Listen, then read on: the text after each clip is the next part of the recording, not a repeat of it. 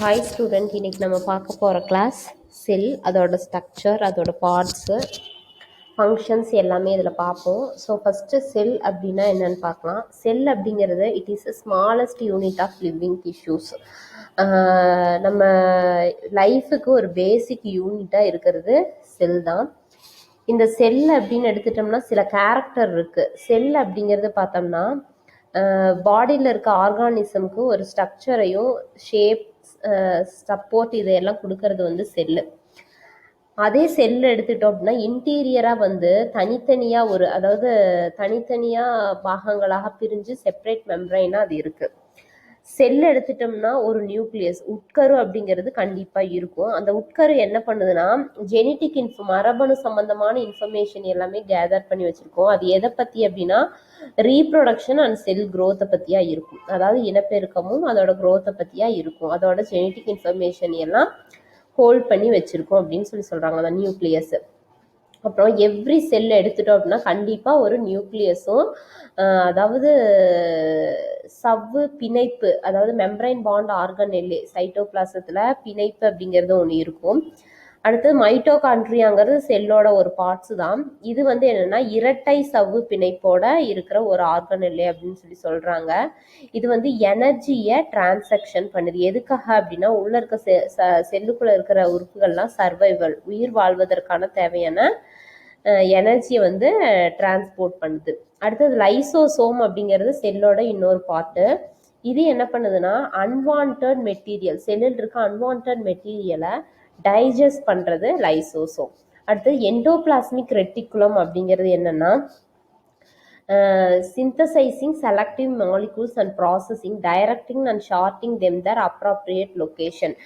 அது கரெக்டாக உள்ள பார்த்தோம்னா it plays the significant internal organizations of the cell.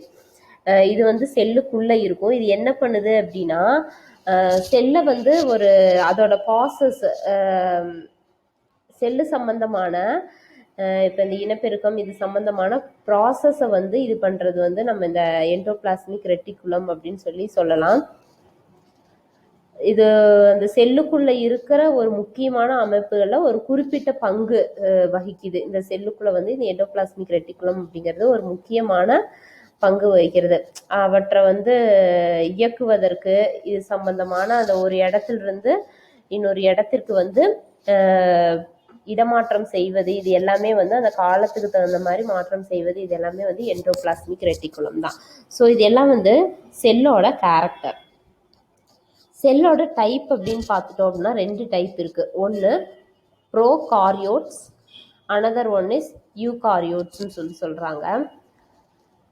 இது வந்து அதோட டிஃப்ரென்ஷியேட் என்னென்ன எதில் எவ்வளோ இருக்கும் அப்படின்னு பார்க்கலாம். So first what is prokaryotic cell அப்படின்னு பார்த்தோம்னா ப்ரோகாரியோட்டிக் செல் அப்படிங்கிறது வந்து it is primitive type of cell, பழமையான ஒரு செல்லுன்னு சொல்கிறாங்க. ப்ரோகாரியோட்டிக் செல்லில் வந்து சவ்வு பிணைப்பு அப்படிங்கிறது வந்து ஒன்று கிடையாது. நியூக்ளியஸ் அப்படிங்கிறது வந்து இதில் ஆக்சன்ட் ஆகும். உட்கருவும் இது கிடையாது, சவ்வு பிணைப்பு அப்படிங்கிறது இதுக்கு கிடையாது. இது வந்து ஒரு யூனிசெல்லுலார் செல் அப்படின்னு சொல்கிறாங்க. இதோட சைஸ் பார்த்தோம்னா 0.1 to 0.5 மைக்ரோமீட்டர் இன் டயாமீட்டரில் இதோட சைஸ் இருக்கும். அடுத்தது யூகாரியோட்டிக் செல் அப்படின்னு நம்ம பார்த்தோம்னா இதில் வந்து நியூக்ளியஸ் அப்படிங்கிறது இருக்கும், மெம்பரைன் பாண்ட் அப்படிங்கிறது வந்து கண்டிப்பாக இருக்கும், அதாவது பிணைப்பும் இருக்கும் உட்கருவும் இருக்குன்னு சொல்கிறாங்க. இது வந்து யூனிசெல்லுலார் ஆர் மல்டி செல்லுலார் செல் டைப் அப்படிங்கிறாங்க. இதோட சைஸ் பார்த்தோம்னா 10 to 100 மைக்ரோமீட்டர் இன் டயாமீட்டர் வந்து இதோட சைஸ் இருக்கும் அப்படின்னு சொல்கிறாங்க. இதுதான் வந்து யூகாரியோட்டிக் செல், ப்ரோகாரியோட்டிக் செல் அப்படிங்கிறது. இதில் பார்த்தீங்கன்னா உங்களுக்கு தெரியும், யூகாரியோட்டிக் செல்லில் பார்த்தீங்கன்னா nucleus, endoplasmic reticulum, cytoplasm, cell membrane, DNA, lysosome, ribosome, mitochondria, Golgi apparatus, இது எல்லாமே வந்து செல்லில் இருக்கும். இது வந்து ப்ரோகாரியோட்டிக் செல்லில் வந்து இதோட ஸ்ட்ரக்சர். அடுத்தது செல் ஸ்ட்ரக்சர் அப்படின்னு நம்ம எடுத்துக்கிட்டோம் அப்படின்னா அதில் ஃபஸ்ட்டு செல் மெம்பரைன். செல் ஸ்ட்ரக்சரில் ஒவ்வொரு உறுப்பாக பார்த்துட்டு வருவோம். இதில் ஃபஸ்ட்டு செல் மெம்பரைன். செல் மெம்பரைன் அப்படிங்கிறது பார்த்தோம்னா செல்லுக்கு ஒரு சப்போர்ட்டாகவும் ஒரு ப்ரொடக்டிவாகவும் இருக்கிறது வந்து செல் மெம்பரைன். இதுதான் என்ன பண்ணுது அப்படின்னா செல்லோட மூமெண்ட் கண்ட்ரோல் பண்ணி வைக்கிறது வந்து செல் மெம்பரைன். அதாவது மூமெண்ட்டை கண்ட்ரோல் பண்ணி வச்சுக்கு இன்னாவும் அவுட் ஆஃப் த செல்லுக்கு மூமெண்ட்டை கண்ட்ரோல் பண்ணி வைக்கிறது செல் மெம்பரைன் அப்படின்னு சொல்லி சொல்கிறாங்க. எக்ஸ்டர்னல் என்விரான்மெண்ட்லேருந்து செல்லை செப்பரேட் பண்ணி வைக்கிறதும் இந்த செல் மெம்பரைன் அப்படிங்கிறது தான். ஸோ இதை வந்து அவுட்டர் கவரிங் ஆஃப் த செல் அப்படின்னு சொல்லலாம். வெளியே இருக்குது. இதுக்குள்ளே பார்த்தோம்னா சைட்டோபிளாசம், நியூக்ளியஸ் அப்படிங்கிறது எல்லாமே வந்து ப்ரெசண்ட் ஆகிருக்கும் அப்படின்னு சொல்கிறாங்க. இந்த செல் மெம்பரைன் அப்படின்னு சொல்லி எடுத்துட்டோம்னா மெம்பரைன் ஆல்சோ ப்ராடக்ட் செல் வந்து டேமேஜ் ஆகாமையும் லீக்கேஜ் ஆகாமையும் இருக்கிறதுக்காக இந்த செல் மெம்பரைன் அப்படிங்கிறது வந்து இருக்கு. It form a wall like structure between two cells. ரெண்டு செல்லுக்கும் இடையில ஒரு வால் மாதிரி ஒரு ஸ்ட்ரக்சர்ல இருக்கிறது வந்து செல் மெம்பரைன் அப்படிங்கிறது. இந்த செல் மெம்பரைன் எடுத்துக்கிட்டோம் அப்படின்னா வெல் அடாப்டட் ஸ்ட்ரக்சரா, செல்லுக்கு ஒரு ஸ்ட்ரக்சரா இந்த செல் மெம்பரைன் அப்படிங்கிறது இருக்கும்.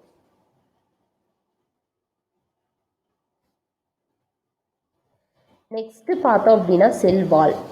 செல் வால் அப்படின்னு எடுத்துட்டோம்னா இதுவும் வந்து external boundary of living cell, செல்ஸ்க்கு வெளியே இருக்கிறதா செல் வால். இது வந்து 3 லேயராக டிவைட் ஆகிருக்கு. இந்த 3 லேயருமே என்ன பண்ணுது அப்படின்னா எதால் ஆனதுன்னா லிப்பிட்ஸ் அண்ட் ப்ரோட்டீனால் மேட் பண்ணியிருக்கோம் அப்படின்னு சொல்கிறாங்க. இது அப்ராக்சிமேட்டாக இதோட சைஸ் பார்த்தோம்னா 70 டிகிரி திக்னஸில் இது இருக்கும். இதோட மெஷர்மெண்ட்டு இது பார்த்தோம்னா it allows the diffusions of substance in and out of the cells. இது அலோவ் பண்ணுது. ஸோ செல் வால்ங்கிறது வந்து அவுட்டர் எக்ஸ்டர்னலாக இருக்கக்கூடிய ஒரு வால்வு. இது வந்து செல்லை ப்ரொடக்ட் பண்ணுறதுக்கு நமக்கு யூஸ் ஆகுது. செல் மெம்பரைன் மாதிரியே தான். அடுத்தது செல்லுக்குள்ள சைட்டோபிளாசம் அப்படிங்கிற ஒரு பார்ட்ஸ் பற்றி பார்க்கலாம். சைட்டோபிளாசம் அப்படிங்கிறது எப்படின்னா ரொம்ப திக்காக கிளியராக ஜெல்லி டைப்பில் இருக்கும். இன்சைட் த செல் மெம்பரைனுக்குள்ளே இருக்கும்.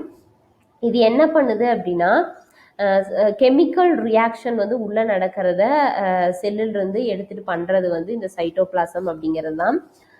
இந்த சைட்டோபிளாசம் அப்படிங்கிறது வந்து த செல் ஆர்கனல்லேஸ் கூட இருக்கும். அது என்னென்ன அப்படின்னு பார்த்தோம்னா இந்த செல் ஆர்கனல்லாம் என்னென்னு பார்த்தோம்னா எண்டோபிளாஸ்மிக் ரெட்டிகுலம், கால்கி அப்பேரட்டஸ், மைட்டோகாண்ட்ரியா, ரைபோசோம், சென்ட்ரோசோம்ஸ், இது எல்லாத்தையுமே வந்து இந்த சைட்டோபிளாசம் வந்து சஸ்பெண்ட் பண்ணி வச்சுருக்கோம்.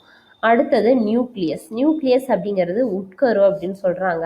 இது செல்லுலேயே வந்து இருக்கிற லார்ஜஸ்ட் ஸ்ட்ரக்சர் அப்படின்னு எடுத்துக்கிட்டோம்னா அது வந்து நியூக்ளியஸ் அப்படின்னு தான் சொல்லுவாங்க. இது வந்து it more or less spherical இன் ஷேப்பில் இருக்கும். இதோட ஷேப் பார்த்தோம்னா ஸ்பெரிக்கல் இன் ஷேப். இது வந்து எதை கொண்டிருக்கும் அப்படின்னு பார்த்தோம்னா நியூக்ளியோலஸ் அண்ட் குரோமாட்டின் அப்படிங்கிற ரெண்டை வந்து இது வச்சிருக்கோம். It contains nucleolus and chromatin. Nucleolus அப்படின்னு நம்ம பார்த்தோம்னா இந்த சைட் ஆஃப் த ரைபோசோமல் ஆர்என்ஏவை நியூக்ளியஸ் வச்சிருக்கோம். அது ஆர்என்ஏ அப்படின்னா என்ன அப்படின்னு பார்த்தோம்னா ரைபோ நியூக்ளிக் ஆசிட் அப்படின்னு சொல்லுவாங்க. குரோமாட்டின் அப்படின்னு பார்த்தோம்னா ஆர் கம்போஸ்ட் ஆஃப் த டிஎன்ஏவே இது கம்போஸ் பண்ணியிருக்கோம். டிஎன்ஏ அப்படின்னா என்னன்னா deoxy ribo nucleic acid. Chromatin வந்து டிஎன்ஏவையும் ப்ளஸ் ப்ரோட்டீன் அப்படிங்கிறதையும் வந்து வச்சுருக்கோம். ஸோ இந்த ஆர்என்ஏ டிஎன்ஏ அப்படிங்கிறது வந்து 1 மார்க்கில் உங்களுக்கு அடிக்கடி கேட்பாங்க. இந்த குரோமாட்டின் அப்படின்னு பார்த்தோம்னா அடுத்தது அது ஃபர்தராக செல் டிவிஷனில் என்ன ஆகும் அப்படின்னா குரோமோசோம்ஸ் அப்படின்னு சொல்கிறாங்க. இது வந்து குரோமோசோம் அப்படிங்கிறது நமக்கு எத்தனை பேர் இருக்குன்னா 23 பேர்ஸ். அதாவது ஒரு பேருக்கு 2 அப்படின்னா எத்தனை குரோமோசோம்ஸ் 46 குரோமோசோம்ஸ் சொல்லுவாங்க. இது எல்லாமே அதில் இருக்கும். XY இந்த குரோமோசோமெல்லாம் நீங்கள் கேள்விப்பட்டிருப்பீங்க, ஸ்கூலில் படிச்சிருப்பீங்க. ஸோ இந்த குரோமோசோம்ஸ் வந்து 23 பேர்ஸ் ஆஃப் குரோமோசோம்ஸ் வந்து இதில் ப்ரெசன்ட் ஆகிருக்கும். அடுத்தது நியூக்ளியஸை தொடர்ந்து மைக்ரோசோம்ஸ் அப்படின்னு எடுத்துட்டோம்னா heterogeneous set of vesicles 20 to 200 nanometre டயாமீட்டரில் வந்து இது ஃபார்ம் ஆகிருக்கும் அப்படின்னு சொல்கிறாங்க. These vesicles are isolated by differential centrifugations and are composed of 3 structural features.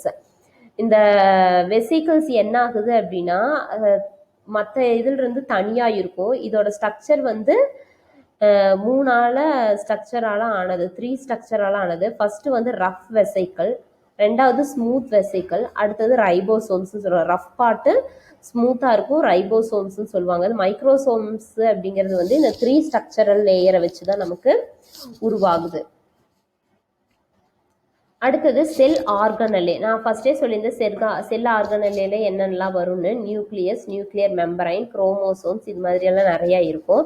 First nucleus அப்படிங்கிறத பற்றி நம்ம ஆல்ரெடி பார்த்தோம். இதோ செல்லோட உட்கருவாக இருக்கும், இது லார்ஜ் ஸ்ட்ரக்சராக இருக்கும். செல்னாவும் இந்த நியூக்ளியஸ் அப்படிங்கிறது இருக்குது. அடுத்தது நியூக்ளியர் மெம்பரைன் அப்படின்னு எடுத்துக்கிட்டோம்னா நியூக்ளியஸை ப்ரொடக்ட் பண்ணுற ஒரு ஃபார்மிங் இந்த நியூக்ளியர் மெம்பரைன் இருக்கு. It's boundary between nucleus and cell ஆர்கனலுக்கு இடைப்பட்ட பகுதியில் நியூக்ளியர் மெம்பரைன் அப்படிங்கிறது இருக்கு. குரோமோசோம் அப்படின்னு நம்ம பார்த்தோம்னா இது it play the crucial role in determine the sex of an individual. Chromosomes already நான் சொல்லியிருக்கேன்.